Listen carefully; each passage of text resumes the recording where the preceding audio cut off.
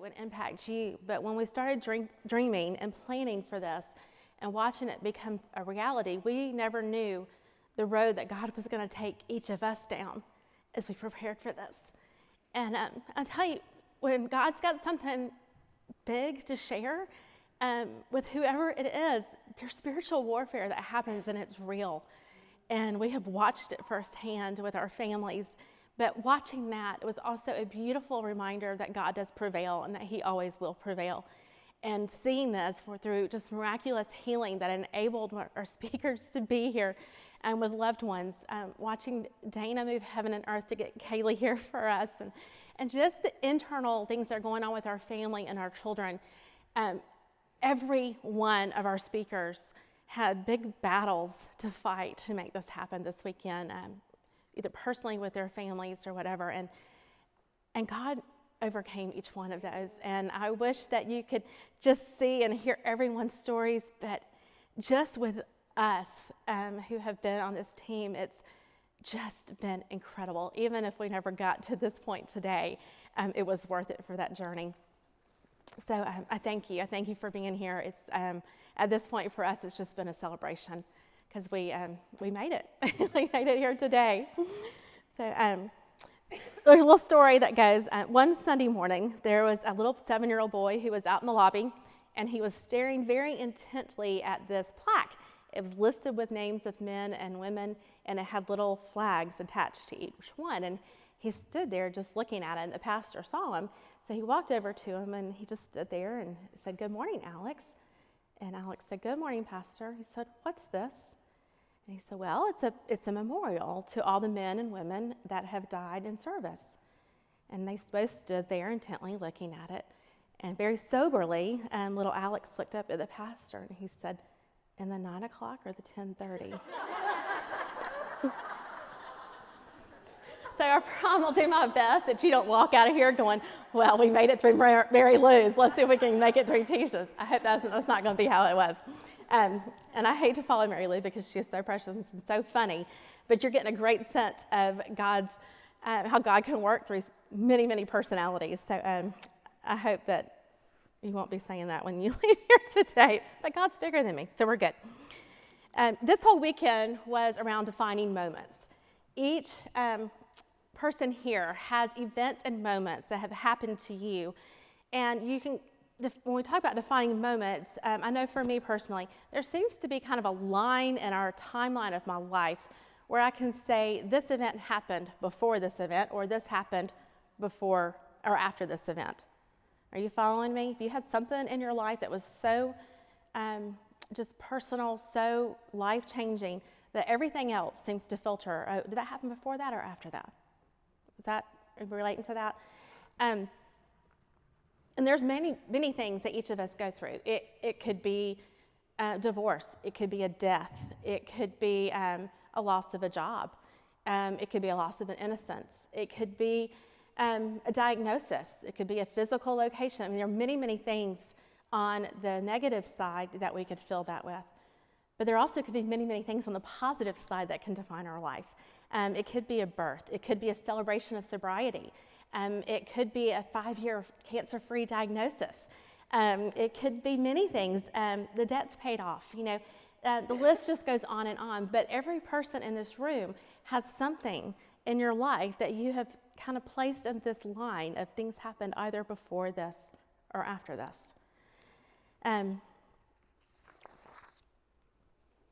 We're going to talk about this, and we're going to see this played out in a man named Moses' life. Now, if you've grown up in the church, or been at church at all, you're probably very familiar with him. It's one they tell in Sunday schools, but if you haven't, we're going to kind of do a synopsis of his life. Beginning in Exodus 1 and 2, Scripture tells us about a man named Moses who lived in a time, he was a Hebrew man, and at this time, the Pharaoh had given orders to have every 2-year-old and younger killed, the boys. So like any good mom, she takes him and puts him in a basket and puts him in a river and then tells the sister to go and watch over him. Okay, so at this time, the Pharaoh's daughter comes to the water and she says, okay, I want that baby to be mine. So you've got a whole adoption story going on. He's leaving his Hebrew birth family, and he's now going to be raised in an Egyptian palace. Okay, he's been handed wealth, he's been handed power, and he will receive a far superior education. And his race that he was born into will be the ones that now serve him. Okay? A moment in his life that he did not know would play into his defining moment that would come. Then, after this happened, okay, he comes into the family, then there comes kind of a crisis of identity, okay? All of a sudden he begins to realize, and I don't know how far back this went, but he's an Egyptian, being raised by an Egyptian as a Hebrew. He is seeing his whole nation being treated very badly, being killed, being beaten, and starving and making under the hardest of conditions. And so he begins to feel angry towards what's being happened to them. So he goes out and he kills one of the Egyptians for hurting one of the Israelites. Okay, well, it didn't pan out quite well for him. Now his life was on the line with the Egyptians, and the Israelites did not reply or respond to, oh, thank you. He was on the run from everyone. So at 40 years old, he hits the road and he is running through the wilderness. He hits a town from Midian, okay? He meets a man from this town. He finds a wife there, and he goes from the palace to tending sheep. Big difference, right?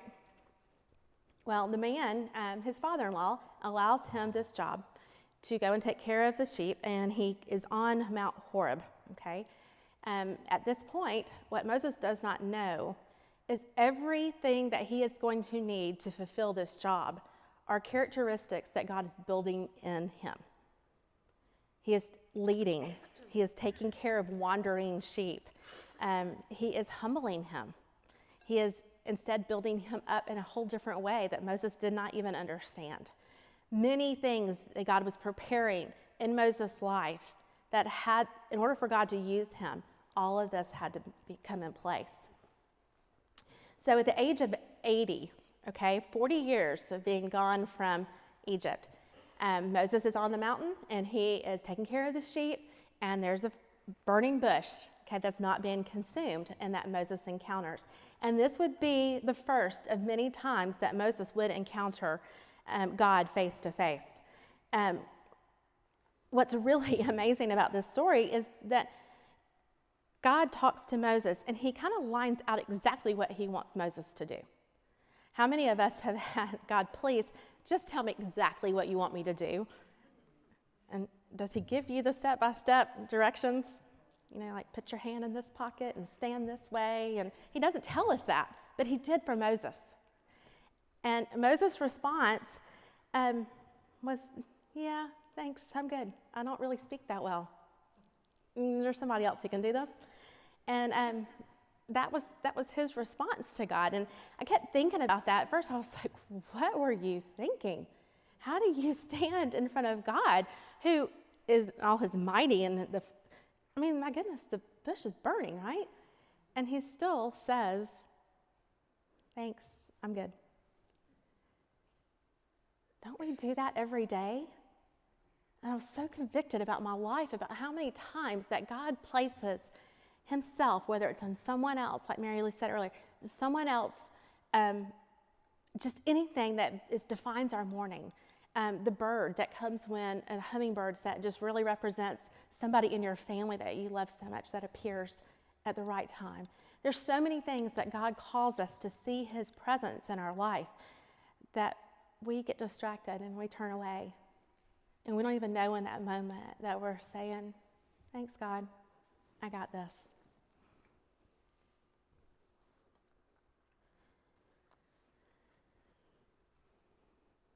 There are many times in our life where God says, I'm calling you and I'm going to tell you to do this. And when we say thanks, we're like, isn't there someone else who can call this person to go to church?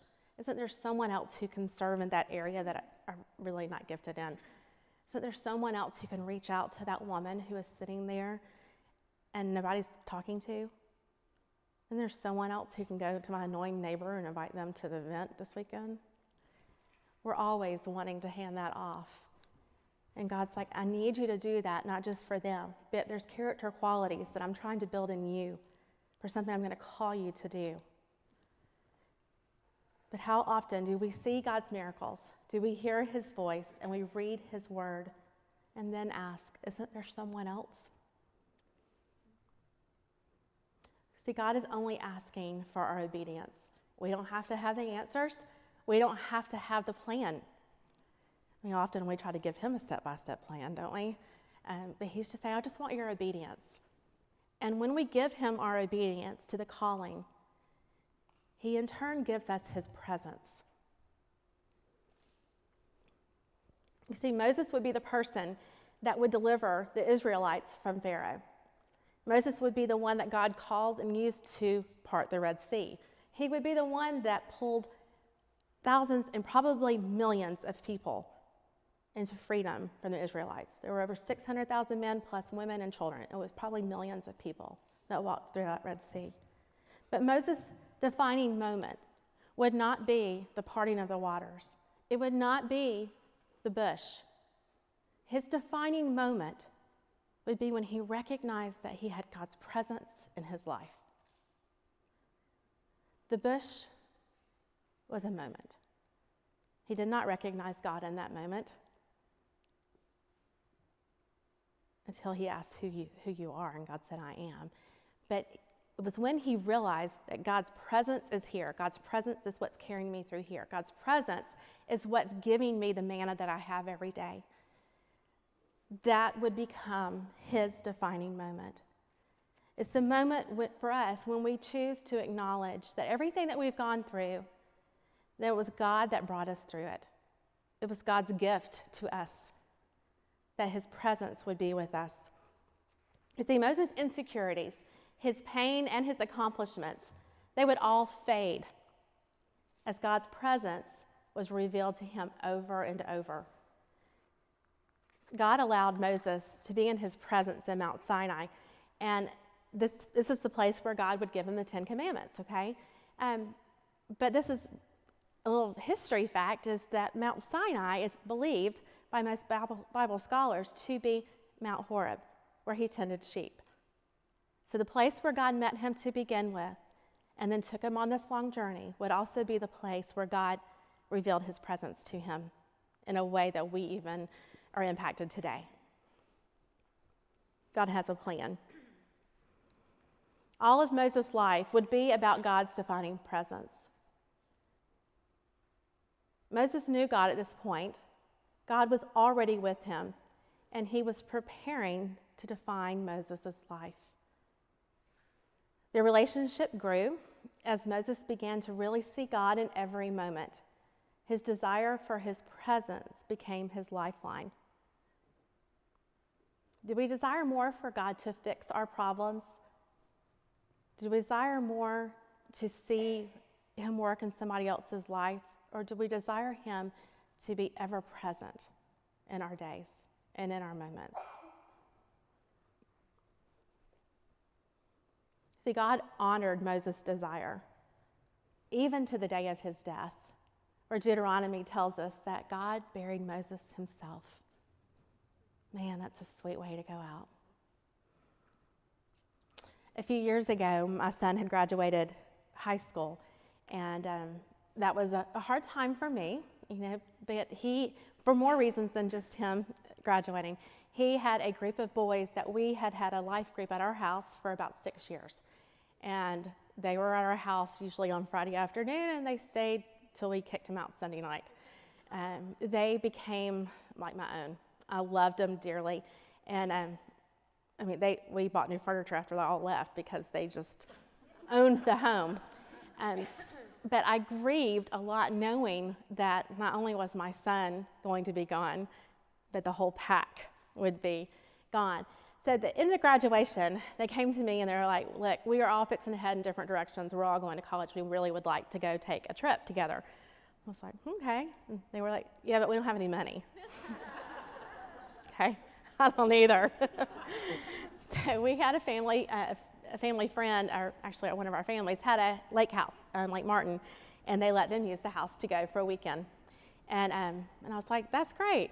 Okay, well, I'll just go stay a few houses down and write while y'all play. I'm just going to be down here writing, not watching, just writing. And so one night I went outside and I sat on the porch and I could just hear the echoing of laughter come down the lake. And it was such a beautiful sound.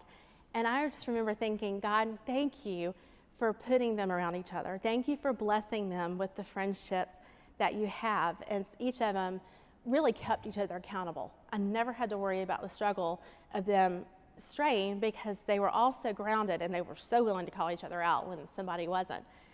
But I just sat there and just relished that gift. And then all of a sudden, I just kind of got this pit in my stomach. And it's that pit when you realize that there's a change coming and a new season's coming. And it doesn't have to be bad, but it was one that I was going to have to grieve as I worked through this.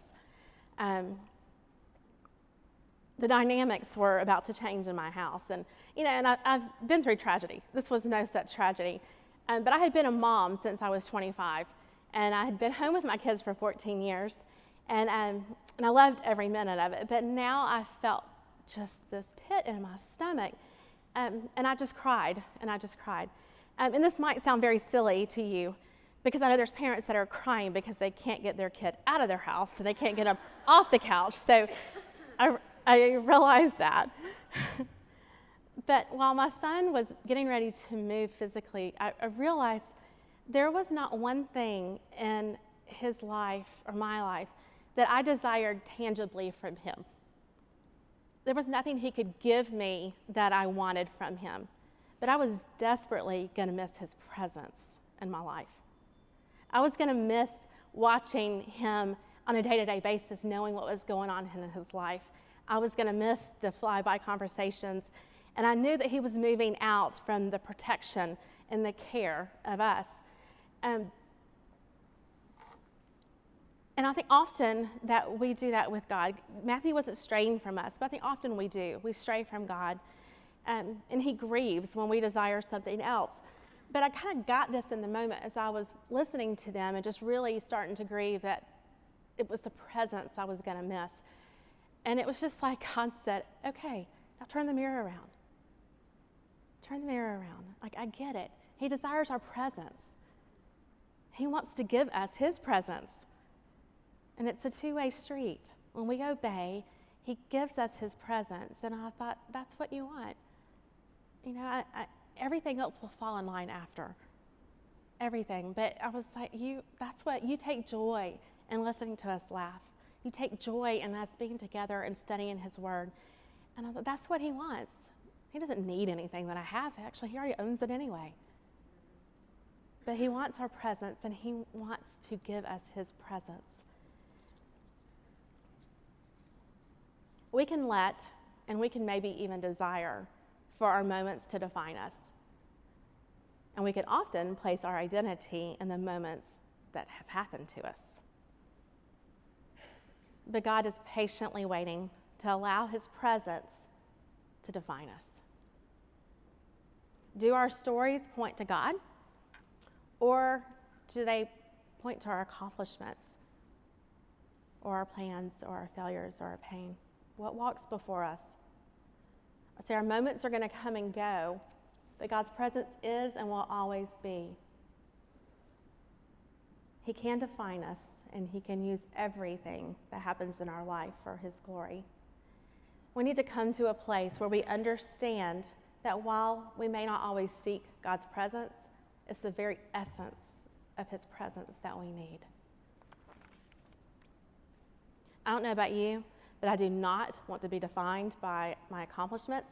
I do not want to be defined by my failures. I do not want to be defined by my pain. But I would go through everything in my life again to be defined by his presence. Everything. Before this can happen, though, as we say that, we've got to know who he is. We say defined by his presence. Who is he? Who is God? Is it God out there? Who is he? And we have to know who that is. Because we can repeat everything we hear, catchphrases. We can go home, and this was a good word. I want to put this on my mirror. I can hear amazing podcasts. I can do every Bible study out there. I can have a wealth of knowledge. But if I don't know him personally, then he can't define who I am. In the New Testament, there's a glimpse of a conversation between Jesus and Peter. And it's a very intimate moment that we are given privy to. But Jesus knows that the time is drawing near and for his death, and the talk of what's going to happen and who he is, more importantly, is very prevalent going through. So he looks at Peter and he says, "Who do they say I am?" And Peter looks at him and he says, "Well, Elijah, one of the prophets, Jeremiah, John the Baptist." Jesus listens and he looks at Peter, and I can just imagine this very intimate eye-to-eye contact where Jesus looks at him and says, "But what about you? Who do you say I am?" And we all have to answer that. All of us will have to look him face to face as he says, "Who do you say I am?" Through all of our moments, through all the tragedy, through all the great times, through all the joy, through all the very hard times, we have to answer this question, because our answer not only defines us and our actions and our words, but it determines our eternity. Do we believe God is who he says he is? And do we believe that he will do what he says he will do? The answer is either yes or it's no. It's either true or it's not. But it's not circumstantial.